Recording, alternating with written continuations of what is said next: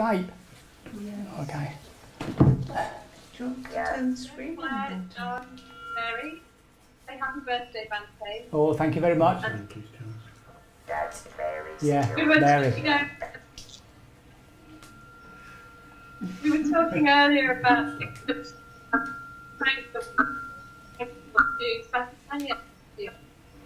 and these are a few of them. Can't get it. Can't get it. Can't quite get it. Okay. We were talking earlier about things that we're thankful to you for.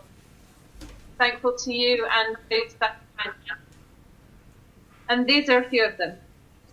Oh, We're thankful for your sense of humour thank you very much.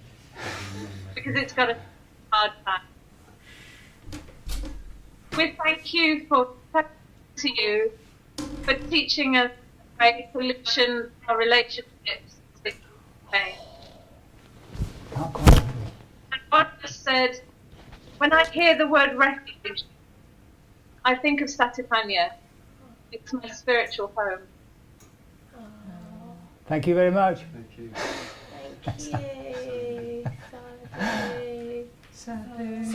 You say sadhu, sadhu, sadhu. Thank you. Should we turn it? Huh? Can we turn The screen round. Yeah. Well, you've got to see it too, you see. It's me, I'm sitting too far back, really.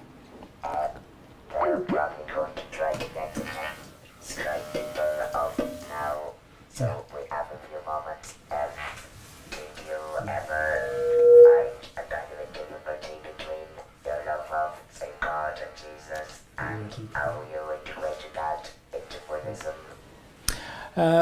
Well, I had a struggle with, I had to make sense of Jesus, there's no doubt about that, because it was just so deeply buried in my heart. And I struggled with that for a very long time. And I had to come to some sort of understanding. And I used to go, while I was in Sri Lanka, to see a friend who was a Hindu, but he had been a Catholic. And it was funny, he kept talking about imagery, he kept talking about metaphor. And I just wasn't getting it, because in Theravada everything is so scientific, it's so one of these, 10 of those. Like there's not much theatre, there's not much poetry in Theravada as such. And it just came upon me just all of a sudden while I'm struggling with, the essential mystery of the body and the wine. Like what's he trying to get across with that? And this is of course my own interpretation, that when he talks about this is my body and this is my blood, most people think of that he's talking about Jesus. He's talking about the body. He's talking about, in fact, even in the scriptures there, he says that to some people and they're disgusted with him. I'm not, it's like cannibalism. But if you think about the Christ within, if you think about the Buddha, then ask yourself, what is the base of our Buddha nature? What's its platform? It's awareness, isn't it? Sati. What vivifies it? It's that intuitive grasp of things. So it's two sides of the same coin, the bread and wine, the awareness, and this intuitive grasp of things. And that's what I think, and that's what I, understood his teachings to be about. And when I told this to the last Archbishop of Canterbury, he said, very interesting. Rowan Williams, yeah, very interesting, he said. So once that was sorted, it sort of, it made sense to me what he was trying to do, because I think, frankly, he was trying to lift the Jews out of monotheism into something beyond that. In the same way that Hinduism moves from Vishnu, Brahma, and who's the other fella? Vishnu, Brahma, and don't you know, for heaven's sake? Trying to lift them out to Brahman. So it's moving into that non-personal, non-dualistic level. And now you'll find teachers in Christianity that are teaching exactly that.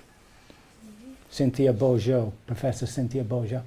You get her tapes, and they're teaching Jesus as they're calling him the wisdom Jesus, and they're teaching him as a non-dualist teacher. See? Now what happened, of course, was that Paul began to teach it to the empire. Where were the empire? They were in what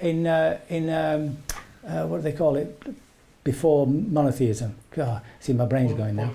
Polytheistic, right. A polytheistic religion isn't about morality, it's about power. You need the gods to do what they are supposed to do, so you offer them, sacrifices and all that sort of stuff. The shift towards monotheism, was a complete shift, and it all happened 2,500 years ago. With the Buddha, with what was happening in the Upanishads, with Lao Tzu, with Socrates, and with Moses. That was the huge shift in human consciousness.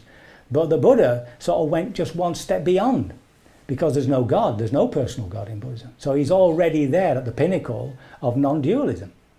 And Shankaracharya, I read a book called The Critical History of Hindu philosophy. And according to this philosopher, Shankaracharya, the great teacher of Hinduism, actually took everything from Buddhism and made it into Hinduism and turned it into a non-dualistic religion. That's how I struggle with it.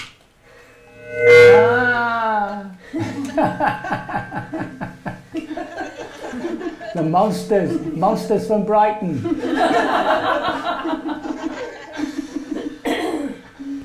Birthday, Bhante. Happy birthday, Bhante.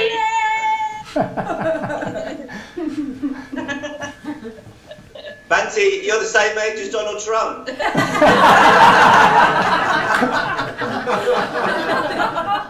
What, you want me to commit suicide?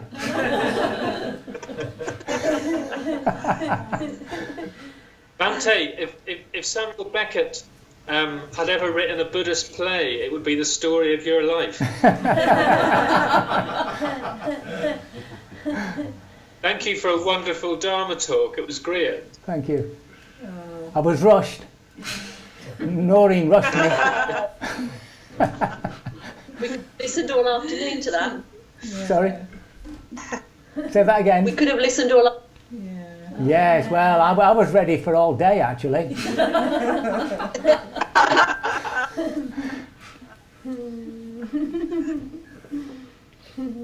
So in the People's Republic of Brighton, Bhante, to do the democratic approach, rather than have a person, you've got all of us just sitting here. Did you get that? Rather than... Kind of. rather than a spokesperson, yes, that's right, yeah. So we were thinking, well, I think each of us were thinking earlier about what comes to mind when we think of you coming and teaching in Brighton. For me, despite all, of course, all the wonderful teachings at the great day retreats, Ship Street Gardens, the Dharma School, but the thing that always comes to mind for me is trying to find new and unusual places for a siesta after lunch. Well, it's necessary.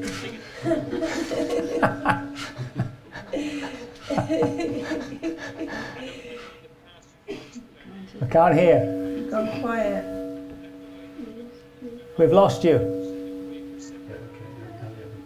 And then more recently, it's been in a paper mache castle in the nursery room at the Dharma School, surrounded by cuddly toys.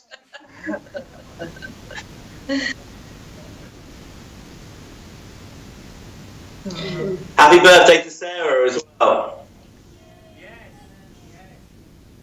Oh, Yeah, we lost I don't know if you can hear us. Okay. There she is. It comes and goes. You're going ta-da. See ya. Good eye. Bye. Bye.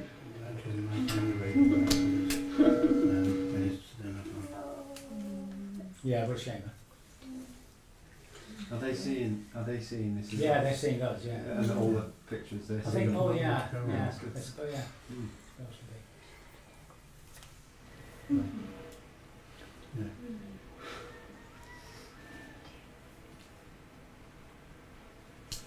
So anyway,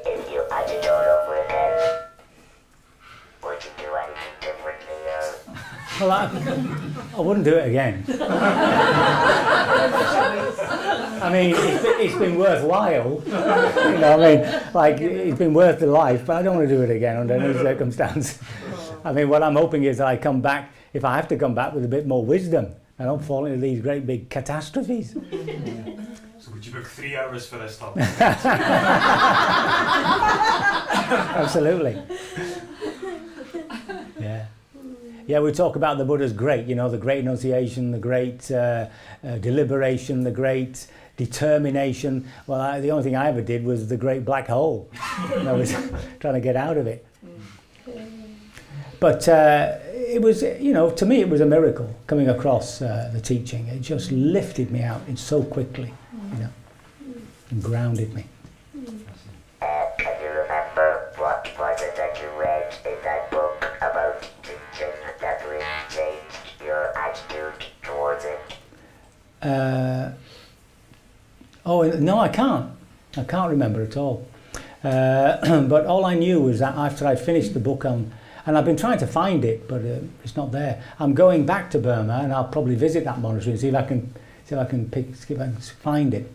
But it was it's a strange thing, isn't it? That books find you, people find you. You know, it's weird, isn't it? What was the title of that book again? I think it was just like, you know, teaching. Something like that. Well, it was the Course of Miracles, teaching, you know, the need for teachers, something like that. It's only a thin little book. Somebody had published this little collection, which is really weird. But I think it's surprising how all you've got to do is ask, isn't it? Ask and the door should be open. Knock, all that stuff, you know. Yeah. When do you go to Japan? You said about Dogen was one of your drawers. Could you say any more about that? Well, it's only because of that connection with Throstle. And I've always wanted to visit the the original monastery, because that's where Roshi Kennett, you know, if you want to read a biography of somebody living in a Zen monastery, training in a Zen monastery, read the biography of Roshi Kennett. She was there for about, I don't know, 3 or 4 years, I think. I think I'm right. Did anybody else read it? No? And I mean, it's a story of a half, because she's the only woman, you know, and she's coming across all these very males, and she's trained, yeah. So I wanted to visit that just as really as a thanksgiving, you know, to go to a place, and it had such an effect on me. Yeah. I'm taking Carl. Yeah. So when are you actually going? April 2nd for about 3 weeks. Great. I want to ask cheekily, when you saw this glowing tree, it wasn't your mate Dave's that you were just in and I still in contact with you? No, actually, I skipped over this, but I had 2 fears. I had 2 hypochondriacal fears. The first was going mad. From about the age of 13, 14, I always felt I was going to go mad. And that left me with that out-of-body experience. The other one was paralysis. And I went through this peculiar moment when, as I joined the order, my body was flinging itself all over the place. I once woke up in the middle of the night with my body just, it's coming on. I'm ready. Good. That shouldn't have happened. Oh, hello. Hi. Yay. Look how many people. I know. That's Dublin, yeah. Yes, that's Margaret. Happy birthday, Bhante. You're slightly off screen like that. Yeah. When Is that, Is that Catherine? You need to try and get in the middle, screen the version. I don't do that to change the lens. Okay. Just to get the other hand.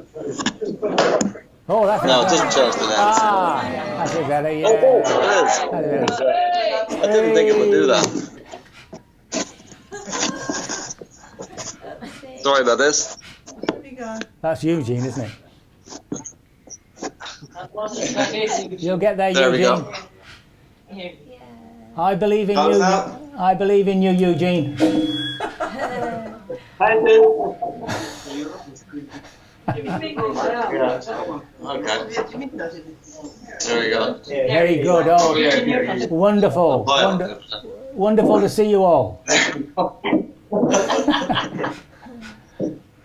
So you got to speak, Catherine? Bhante, just to wish you a happy birthday, and I was thinking that from what you said just now, that you were in your not wanting to teach phase when you came here almost 30 years ago today to teach that retreat in Tala. And for me, it was a huge turning point. So it was one of my blessings. So thank you. Thank you. Is that it? But it was almost 40 years to the day. Yeah, close to it, yeah.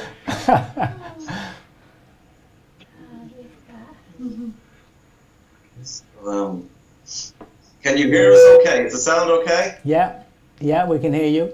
But we missed that last bit. Yeah, there's a lovely silence. Okay.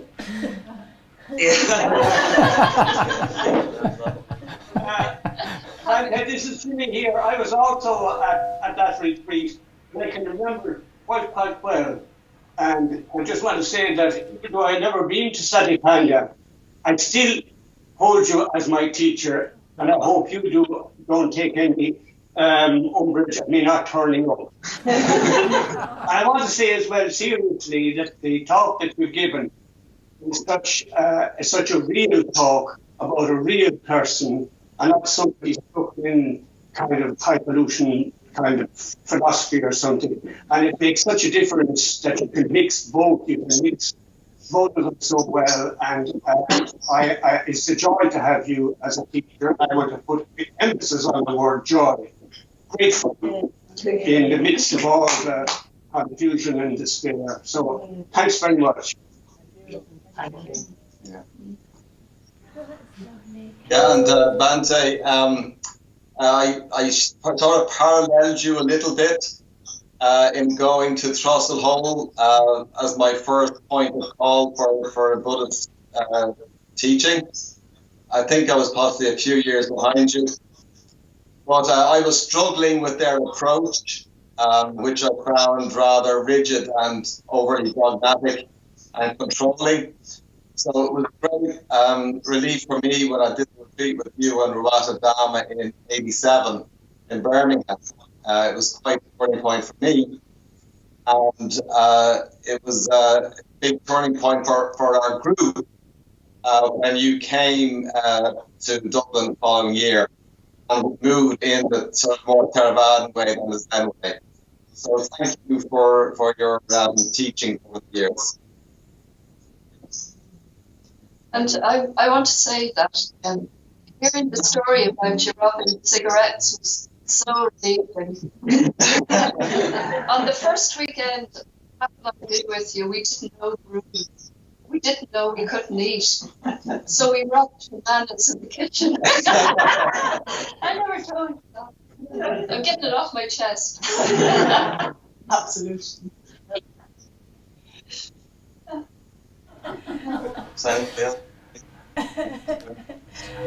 So we just happy birthday again, and I think it's gone.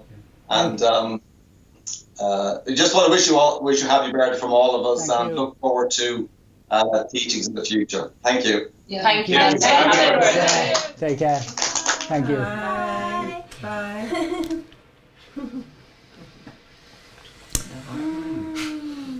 Where was I before that interruption? Ah, it's gone. You were talking about the woman who was had gone to a monastery where she was the only woman. Oh yeah, that's Roshi Kennett. Yeah, but I don't know what in context. She's part of being 70. Can't remember a thing. It's great. Every moment is new. Who are you again? What your hopes are for the next 10 years? Sorry? What are your hopes for the next 10 years? That I continue to live. I think I need a bit more time to... I mean, what I would like is a halo of teachers. Do you like that? A halo of teachers to be established here, 7 or 8 of them. so that the place just has that background of good teachers, you see. At the moment we have 3. So there's Carl, Aya and Hus. Put your hand up, Hus, please. They're probably going, yeah, there we are, you see. So he comes and does the retreat. So it'd be nice to have that, you see. And hopefully to find a way to run this place which doesn't depend on me. That's my target for the next 5 years. And then I'll disappear. Yeah, that would be my hope anyway. Go on. I was going to say disappear in what respect? As in go somewhere?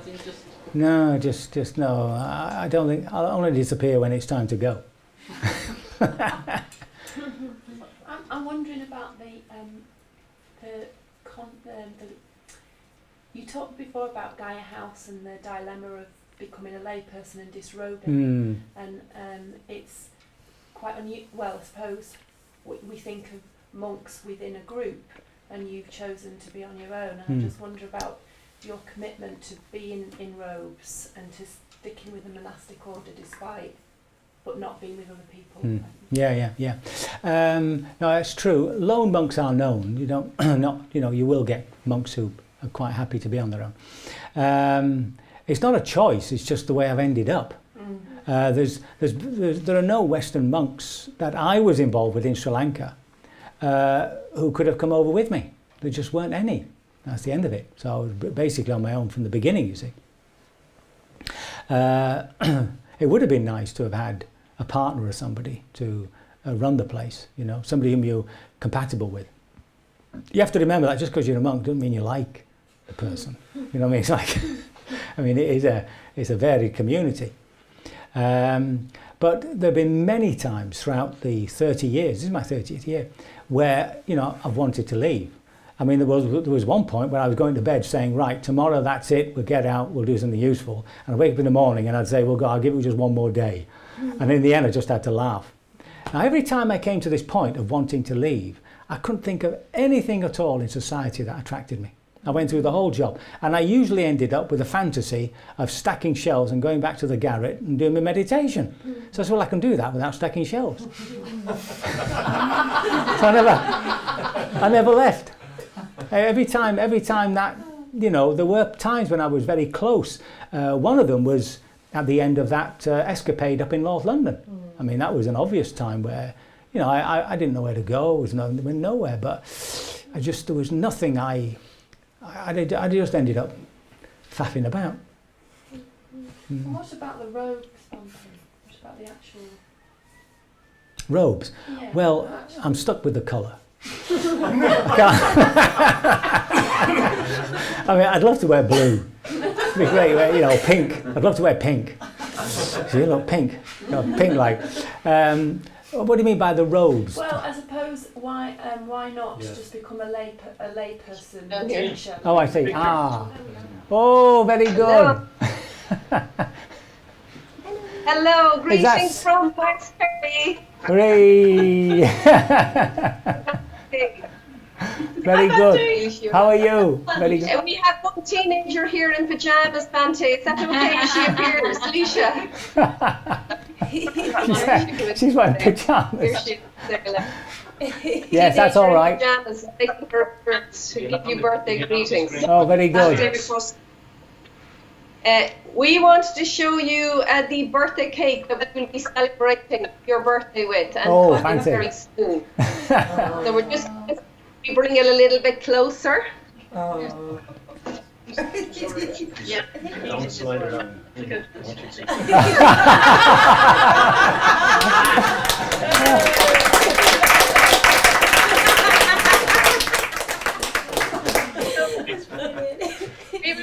You'll be eating your words very soon, Bhante.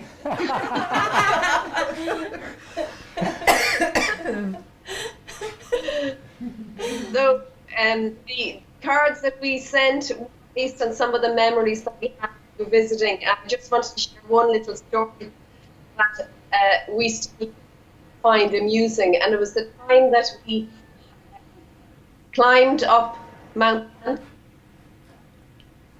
And for those of you who don't know where it is, it's a mountain of spiritual significance here in West Kerry, named after St. Brendan the Navigator, who went from these shores to America. So a few years ago, we hiked up it with Bhante, right at the top where there's a beautiful Catholic cross and an inscription and a little cairn of stones. So Bhante decided that at the top of the mountain, on a clear blue sky day, very calm, that he would chant. So he sat in the little cairn and he began his chant, his Pali chant, which we joined in, and then suddenly this wind whipped up, started blowing around us at the top of the mountain, and Bhante put up his hands and he said, "The wrath of St. Brendan is upon you."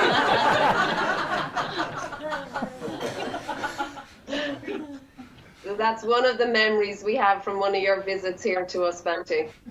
Thank you. Anything else to say? Anything or ask anything? Bhante, John here, just to wish you a happy birthday. Thank you. And to remind you that your first 10-day retreat, you performed in the Parkview Hostel for 20 years ago. So you've gone from strength to strength, and we thank you for your inspiration. Thank you very much. Thank you very much. Keep the cake. I'm coming. If we could keep you a piece, we would, but we'll send you photos of it. We're just going to light the candles now and sing you out from West Kerry. Hooray! Thank you very much. Yeah. You know, Lisa, do you know it? Yeah. Come on, we're going to sing it in Irish, Bhante. Happy birthday to you in Irish. You've had it in Pali and you're getting the Gaelic version now. Yeah. La breha hanadich, la breha hanadich, la breha, la breha, la breha hanadich. Hooray!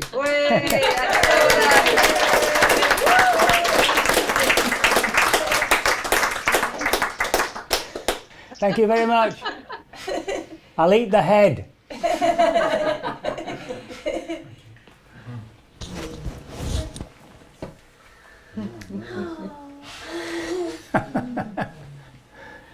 Bhante, what's your funniest teaching experience? Funniest teaching experience?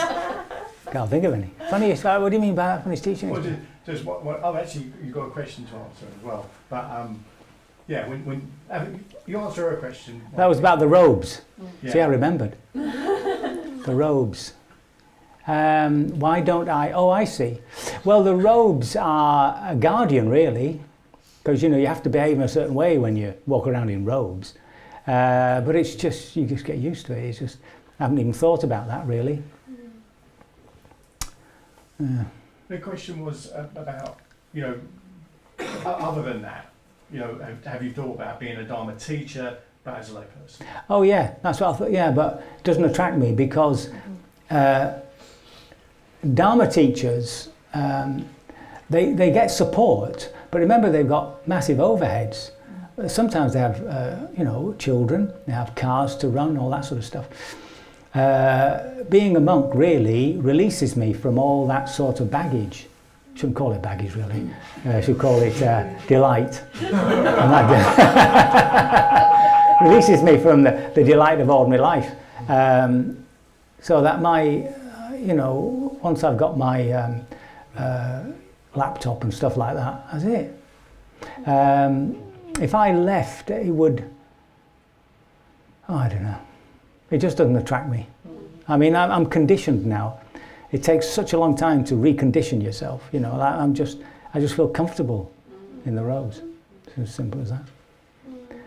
And I haven't got long to go anyway. What's the point of? Hello, Mike. Our building consultant, upon whom we are dependent. Hi, Bhante. Hi. Well, happy birthday. Thank you. I'm getting distracted here. I've got two things going on at once. There seems to be a delay on the. Hi, Bhante, can you hear me? Yes, yes. Well, happy birthday. Thank you. And thank you so much for all the teachings you gave me over the years that we've been building together.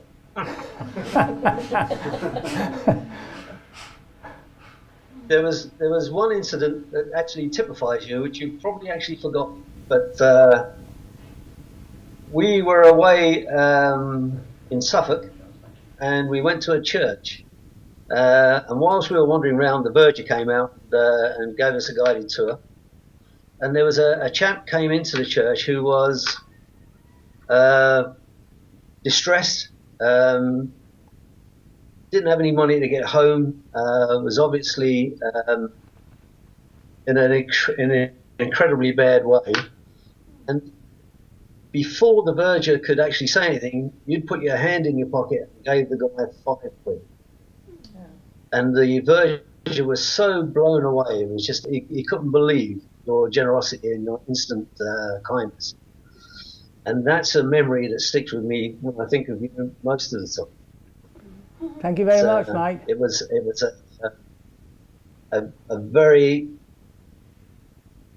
generous moment, and it just typified your embodying loving kindness. Really a nice moment. Yeah. Yeah, that was a good moment I had.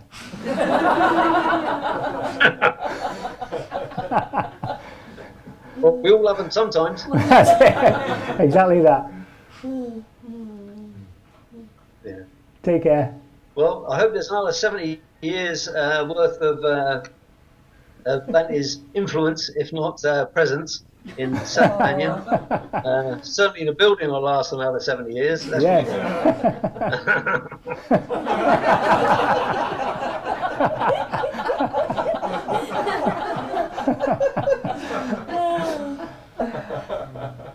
I'll see you Thursday. Yes.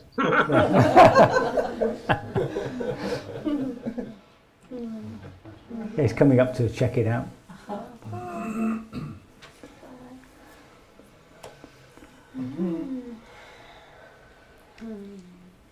A funny teaching moment, I can't think. Pam. This is sort of related to that. I've known you for a really long time, 40 years probably. Yes. And you always were really, really, really funny, and I think you're still really funny, and so do lots of people. Really appreciate your sense of humour. How important do you think a sense of humour is in the spiritual life? Not just yours, but everybody's spiritual life. Do you think that a sense of humour has a place? Well, definitely, it's catching the irony, isn't it? It's catching the paradox, seeing the paradox.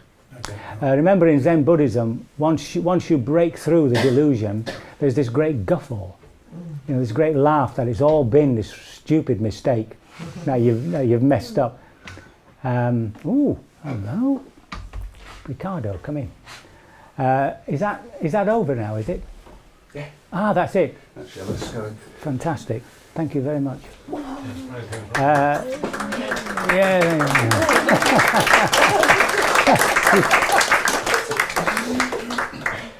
So yes, how are we doing for time?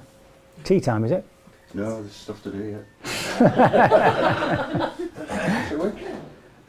Oh, so yes, humour. So Bhante, I'd like to take this opportunity yes. To present you with a cheque. Oh my goodness. Quite a large cheque. Yes. This is donations, as you know, from all of the Sangha. A very generous offer has been made to round up what was donated. Fantastic. To give us this figure of £7,070 and 70 pence. My goodness, look at that. 70, 70, 70. That's not bad, is it? 70, 70, 70.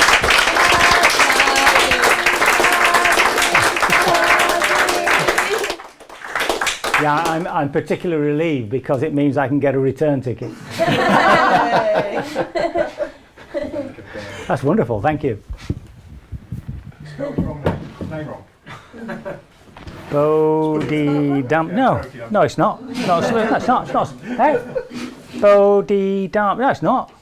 No, I'm joking. Oh, you're joking. Kill that man. Nori's asking me also to remind us that we've got other groups sitting around the world. We don't know exactly how many people have been tuning into the broadcast, but we will find out. But there's Ursula in Liverpool, the group there. That's right. Sandra and Gianni are in Italy, who are on retreat at the moment, but they send us good wishes in spirit. And Michelle in Switzerland, and the group there. And Marina at Terre de Ville in France. Ah, Marina. There we are. Thank you. Over to...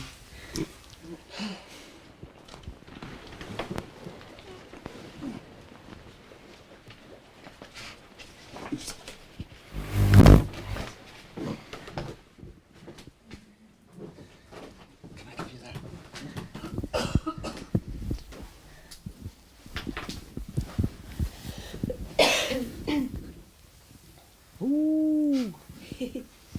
Oh, look at that. Thank you, Si. So we wanted to present you this little Parinibbana Buddha as a symbol of the big Parinibbana Buddha that unfortunately couldn't get here in time for your birthday. No. So and Richard's son Simon bought it in Sri Lanka. Did he? Yeah. Oh, right. So he's happy, isn't he? He posted it. He's very happy, look. He chose one. Yeah. You get a crick in the neck if he stays like that. Thank you very much. I'll put that here. Thank you. Okay. And we also wanted to give you this little book. Basho's Travel, yeah. Yeah, for you to read on your pilgrimage. Fantastic. So, yeah, it's the 17th century haiku poet's account of his own pilgrimage in Japan. Yeah. Apparently he also wanted to go all his life on a pilgrimage and managed to get round to it later in life. So yeah. That's lovely, thank you. Sadhu. Sadhu. Sadhu. Sadhu.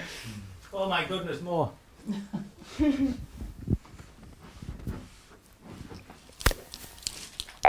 I'm not sure. I don't think that this is working, Peter. No, is it? Right, just hold on one moment. Talk among yourselves all along. That sounds a bit like me. So, Andy, I was glad to see you got at least one birthday card through the post, because otherwise, yeah, you might have been a little bit disappointed that we've forgotten you. But what happened was, we asked everyone to send their birthday cards to Dea and Richard, who then bound them up my goodness, look. into that lovely book. Yeah, that's right. So, what we asked people to do was to maybe find a photo or a quotation or something that represented however you had touched their lives over these past years. And I think you will find that there are really very beautiful expressions of gratitude and appreciation there, and friendship, and also some attempts to illustrate the Dhamma, which might give you a little bit of a fright. Who knows? Who knows what? But, so your great gift to us has been to really bring the Dhamma alive in your teachings and your interactions, so that we thought for your birthday you might like to just take a back seat and let what you have given out to us over the years be reflected back. And also, anyway, we really enjoyed approaching the Dhamma this way, trying to find pictures that would illustrate things like dukkha and anatta and so on. So, if you can enjoy reading through it as much as we enjoyed putting it together, we will be very happy. Thank you very much. That's lovely. Sadhu, sadhu, sadhu. And Bhante, if you thought that looked like quite a few cards, oh my goodness, we've got a few more here for you. This is another book that we put together in a portrait format. Oh, that's lovely. And in this box here are some more cards and a scroll from Sister Ruth. Oh, Sister Ruth. And I think you'll find that that's obviously from the group who made the cake.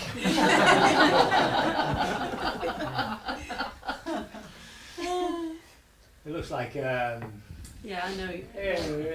Who does it look like? Simpsons. Simpsons, yes. Thank you so much. It's a lovely box too. So that's stuck a bit there. It does, doesn't it? Yeah. That's disgusting. Thank you so much. It's been a joy. Oh heavens, more. Happy birthday, Bhante. Thank you, Pam. Very important person in my life. When we were young and carefree. Yes, in those happy days. In Birmingham. And I wasn't going to say anything, so it's written, so I think I'll just read what Right. So these two pictures, you'll see what they are. You know what they are because you said they were okay. Yes. The Satipanya. So the story is that we were travelling around Malaysia and went to a Buddhist centre, I think it was in Malacca, and explained Satipanya. And the very nice woman there, the nun, said, you must have these two pictures on very thin rice paper. Now, we were going around Malaysia with small backpacks, 2 weeks, New Zealand 5 weeks, Cambodia, Bangkok. So these pictures have been around the world. Have been around the world. Eventually got them back home to Stroud, brought them to you to see if you'd like them for your birthday, and you said yes. So they went back to Stroud to be framed, and now they're here. Yeah. Oh. So with lots of love from me, Paul, and Jack and Rosie. Fantastic, thank you. Can I open it? Yeah, you certainly can. There we are. Right, okay, well, let's see what we can do here.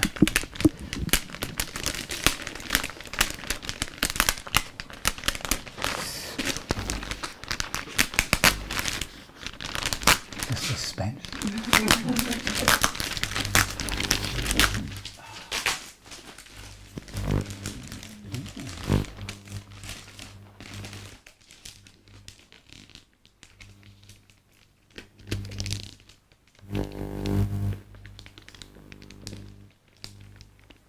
This is a practice in patience.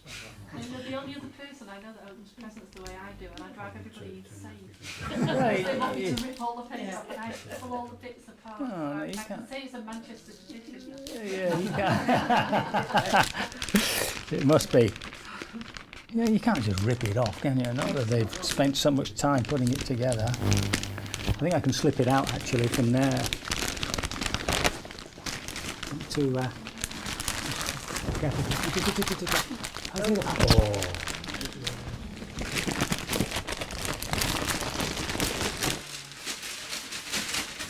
Hold on. There we go. Slowly.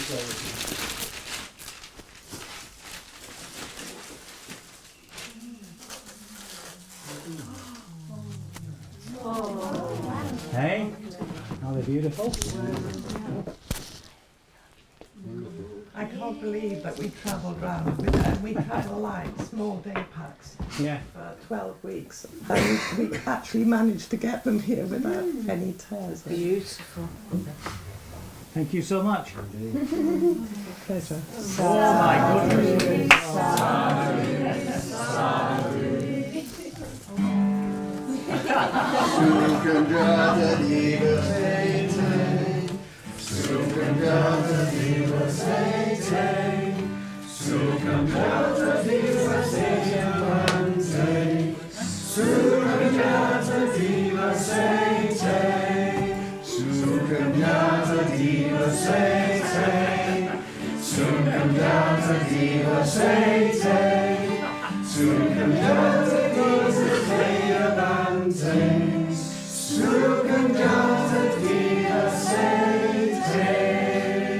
Fantastic.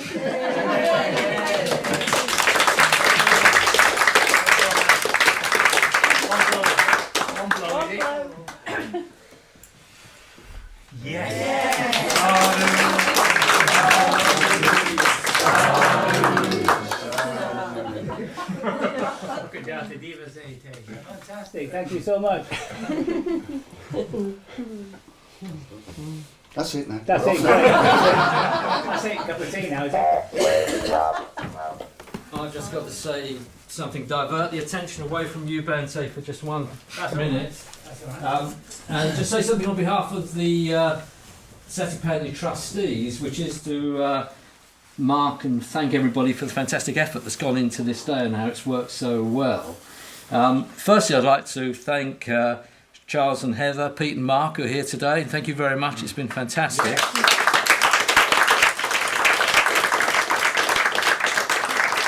And I also understand that Paul could have been here, but he isn't. He's unwell. And just to send our best wishes to him and thanks to him as well. And then to thank you, of course. Thank the Satipani Sangha, which has been fantastic today. It couldn't have worked without you, and thank you very much. And then to say that behind every great effort and event, there's always a committee. And we had the birthday celebration committee, I think they call it. Satipanya Celebration Committee. And I'd particularly just like to thank Aya, thank Noreen, Sarah, Dea, and Richard, and Mark the voice. And thank you very much and for all your help, and well done. Thank you.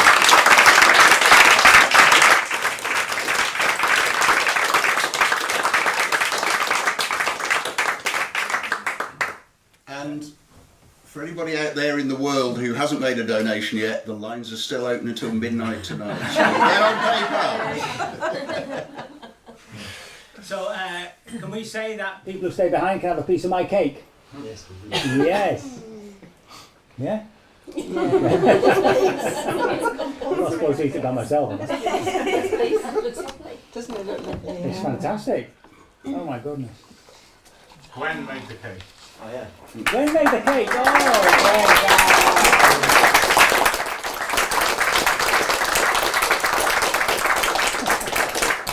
That's what you call a fruit cake. that's what that is, a fruit cake. Very good. Bhante, do you want to tell people at home whether or not they're going to come back after New Year is when we say goodbye now? I didn't feel people had any further questions or anything. So All right. Yeah. I think we're done, aren't we? Yeah. Right. Any further questions can be emailed. Answer them on your 80th birthday party. Can I just interchange that? There is a small sort of extra gift from the local Satipanya group, the Thursday night meeting. Ah. But I'm going to have to disappear in a minute. Okay. And then come back. No, and leave it outside. So if we go for tea out, It'll be there. You might be able to see it. Oh, very good. Yeah. Very good, let's go for tea. You always wanted a dog, didn't you? Oh, I do not want a dog.